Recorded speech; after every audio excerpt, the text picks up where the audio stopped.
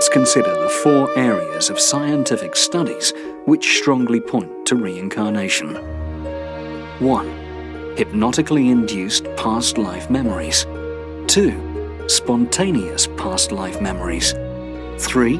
Near-death experiences and out-of-body experiences. And 4. The phenomenon of consciousness. Let us consider the first, hypnotically induced past life memories. When trained hypnotists help people to recollect their past going back to their childhood, infancy, and earlier, research has shown that more than 90% of all hypnotizable persons furnish memories that indicate previous lives. The past life is accessed through accessing the subconscious. And because subconscious has all the memories, perfect memory bank from the time we started our journey as a human being. Let's turn to the second, spontaneous past life memories among children. I worked with several children. They all remembered their last life. It was amazing. And then when they go to school, they sort of get brainwashed and forget it. Only later, 20 or 30 years, should they experience some spontaneous memory or undergo hypnotic experience, do they remember. But my experience with children is up until they go to school, almost all of them had some glimmer and could tell me what they were, who they were, and what they did in their past life. Let's move on to the third among the scientific evidences for reincarnation: near-death experiences, NDEs, and out-of-body experiences, OBEs. Near-death experiences, or NDEs, are experiences of extraordinary visions and perceptions during periods of unconsciousness among people who are medically dead or nearly dead, due to causes like accidents, diseases, surgeries, or attempted suicides. These people returned from the dead or the near-dead to tell us their amazing experiences.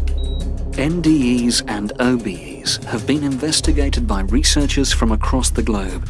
All of us people investigating near-death experiences see the same pattern of elements. Often one of the first things to happen right after that life-threatening event, often the first element of a near-death experience, is what's called an out-of-body experience. Consciousness separates from the body and goes over the body.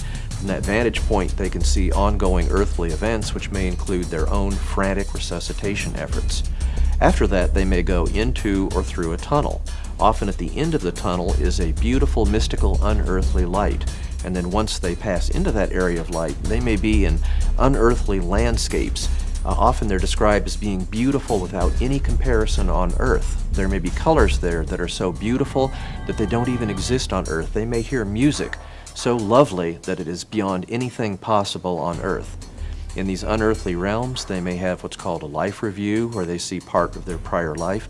They may see their deceased loved ones. They may have joyous reunions that people they knew on Earth who died.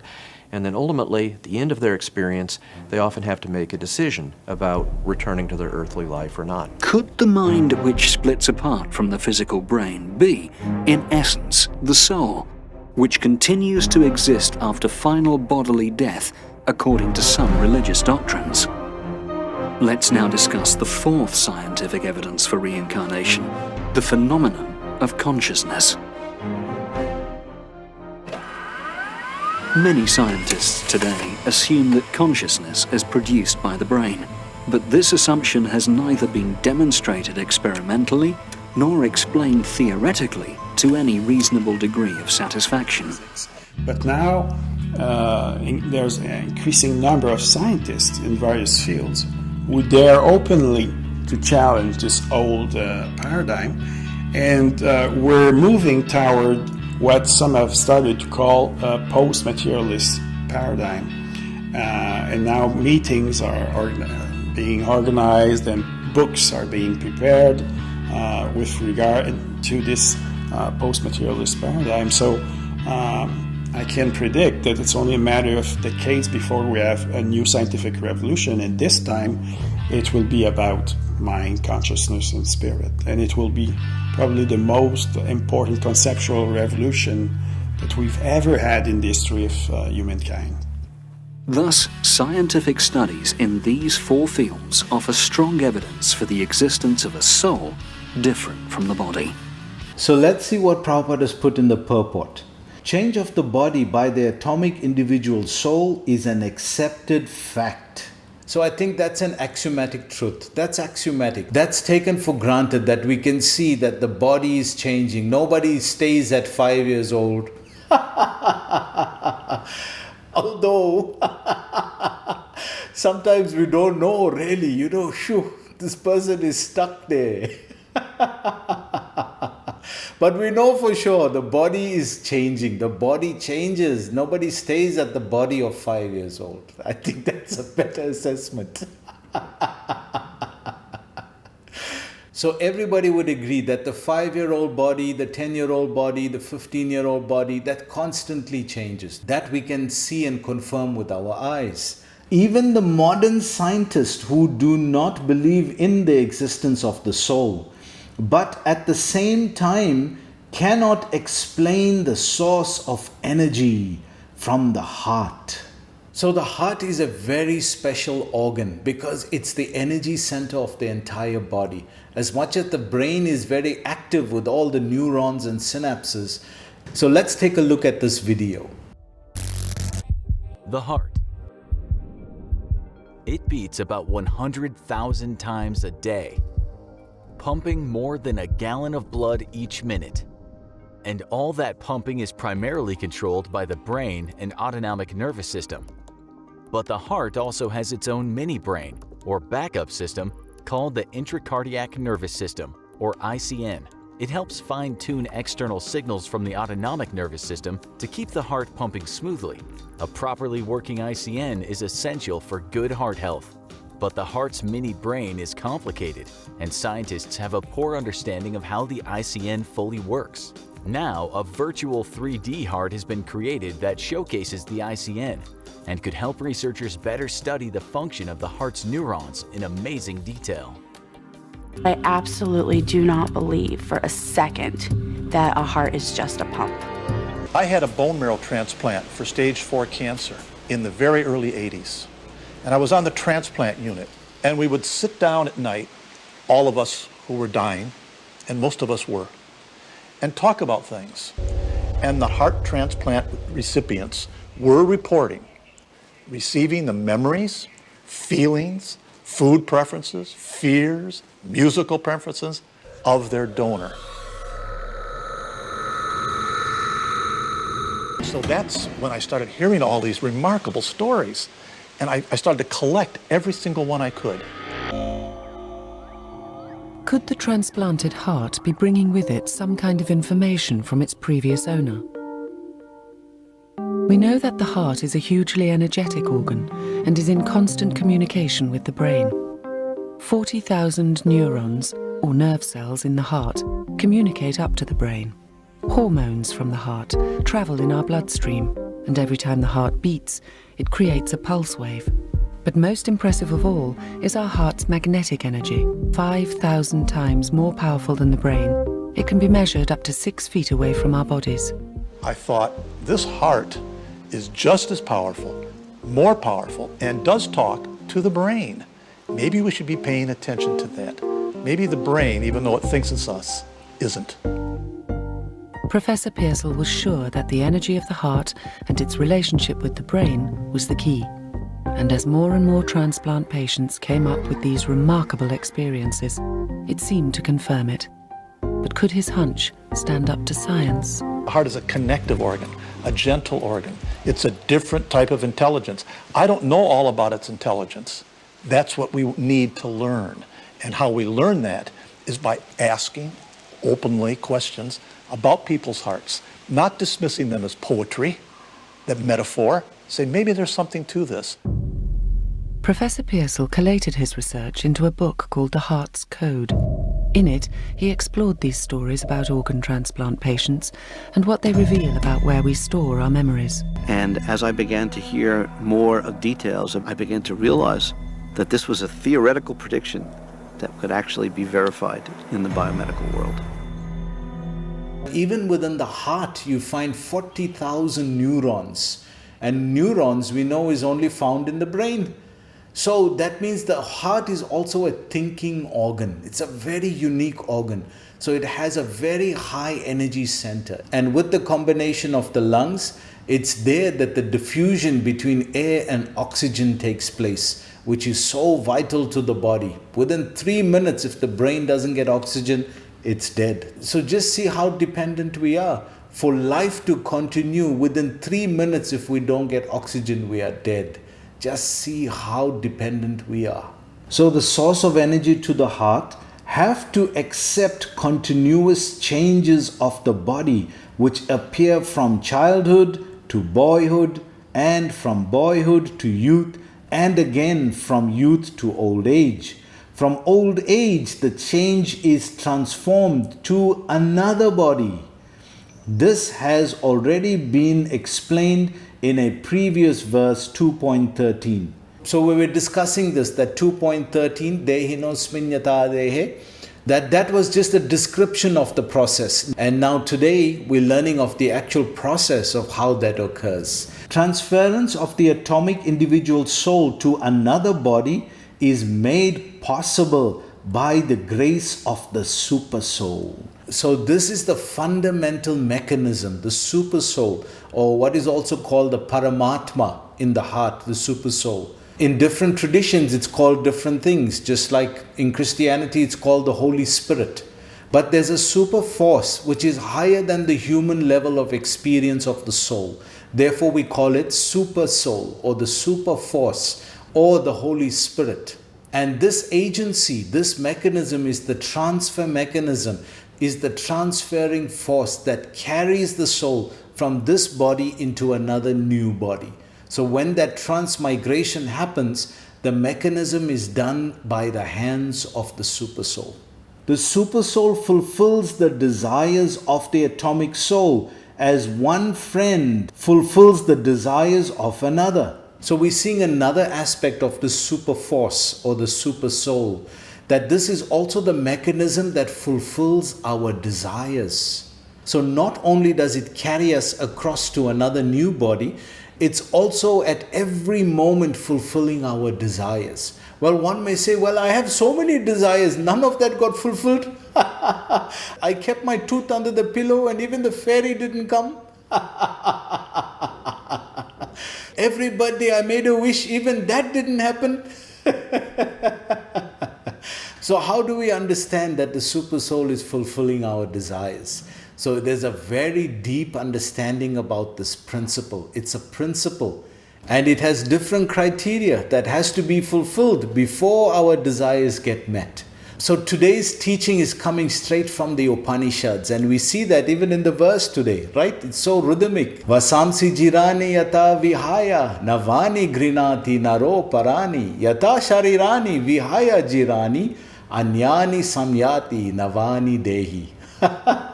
It's so rhythmic, it's like a poem that you're singing. And this is Gita, because Gita is also the song of God. It's a song. But this is typical of the Upanishads and how it describes things.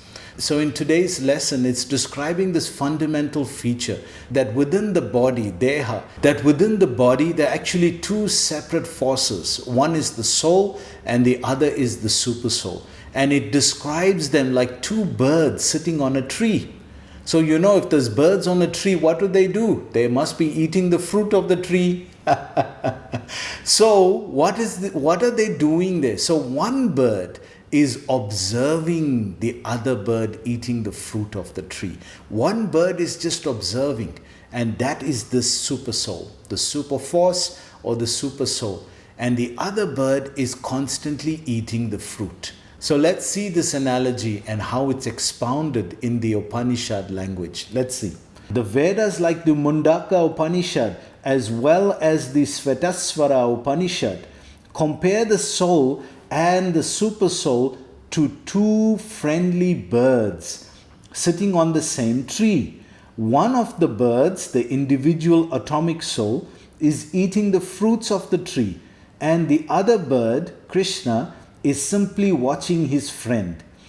Of these two birds, although they are the same in quality, one is captivated by the fruits of the material tree, while the other is simply witnessing the activities of his friend. So this is slowly bringing forth the understanding of karma and illusion. How does the soul get bound in this world? How does the soul get illusioned in this world? So we know on a tree all the fruits look ripe, right? All the fruits look ripe. But how do you know which one is sweet? That you can't see from the eyes, that you have to taste. So one by one you start tasting the fruit. And that which is sweet you enjoy, and that which is bitter, you throw away. So you as the soul are acting and making choices. You are enjoying the sweet fruits and you are lamenting the bitter fruits. But this other bird that's watching you is simply facilitating your desires. So how does this work? We described this the other day, that in the mind there are millions of desires that come up. But the strongest ones come up from the tendencies that we have. The tendencies that we have. Remember, sin can be destroyed, but the tendency to sin, that cannot be destroyed so easily. So we may be freed from a particular sin by doing a ritual, by doing a puja, by doing a yagya, a havan, a homa, or some kind of prayer that we do. So then we may be freed from the sin. But just give it a little moment of time and we do the same sin again. So why? Because the tendency hasn't been destroyed. The sin has been destroyed, but the tendency to sin hasn't been destroyed. So therefore, that tendency now comes up again.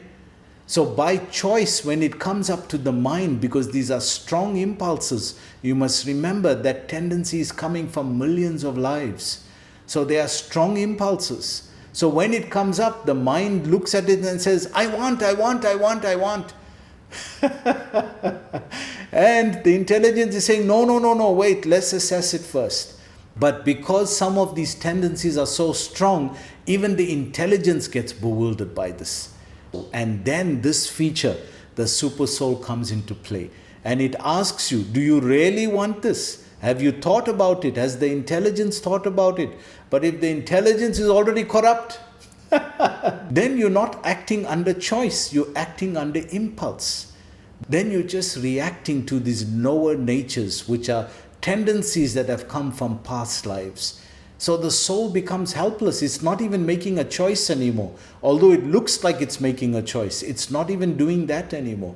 It's just reacting because of how strong the impulse is. And the super soul looks at you and says, really, do you want this? Are you sure you want this? Tadastu. Okay. Now it gives it to you. And the results of that become karma.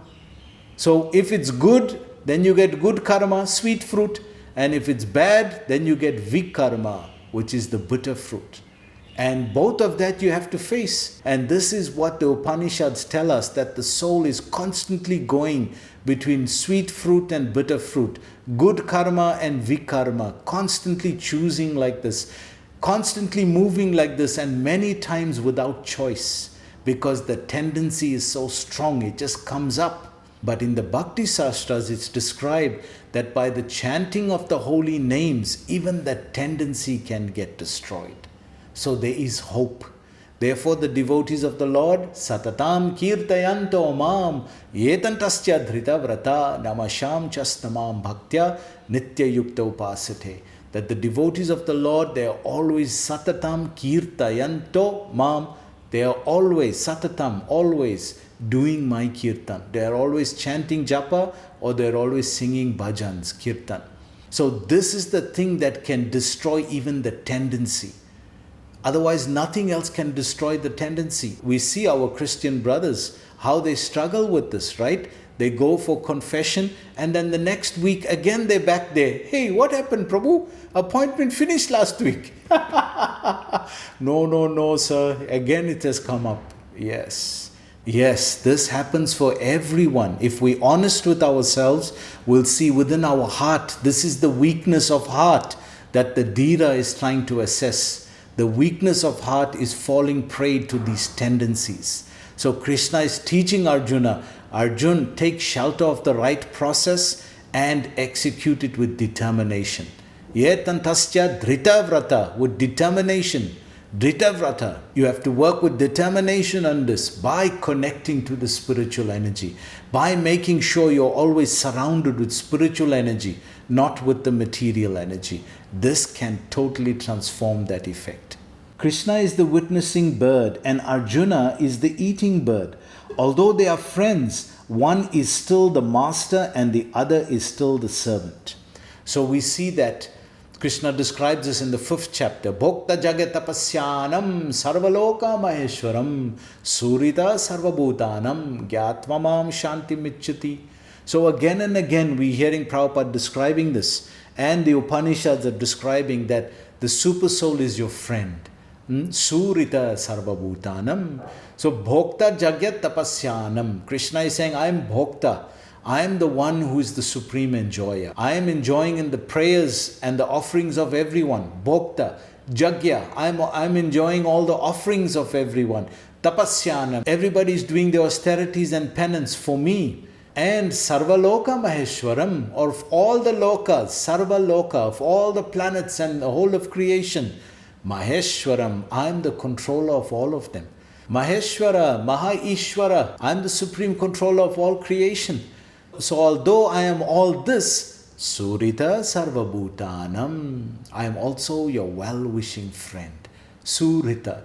You know, we get in India, you get Bandhu, then you get Mitra, then you get Surita. So Bandhu is just your ordinary friend, your colleague. And Mitra is your personal close friend. But Surita, Rita means heart. Surita means right from the heart you connected to this person. So that's Krishna. That this bird that's in the tree, that is observing and fulfilling your desires, this is Surita. But as we discussed, when he's looking at you, he's seeing how helpless you've become. How helpless the soul has become because these tendencies are so strong. They overpower. We see great people who are practicing for many years. Very serious austerity, under the water sadhana, on top of the mountain sadhana. They're gone anywhere, any cave, anywhere where they can hide away. But you can't hide away from yourself. You may be hiding away from the outer world, but you can't hide from yourself. You can't hide from your own mind and your own self. So that tendency now, when the super soul is looking at how you are suffering here, how you are suffering with this tendency, you're thinking you're making a choice, you're not even choosing this. This tendency is totally overpowering you. And therefore, when he's assessing this, he's feeling sympathy towards the soul. How can I help my friend? Because he's not looking at me. He's looking out there. He's trying to get relief out there. And this is Arjuna's situation right now. He's only looking at relief out there. Drona, Bhishma, look at all the warriors. He's forgetting that Krishna is right there on his chariot. He's looking all outside for help. But the super soul is saying, just turn to me. Just look at me, and then I'll give you the guidance to get out of this mess, to get out of this karmic chain, to get out of this samsara, this ocean of birth and death that you're creating for yourself by eating the sweet and bitter fruits of this tree.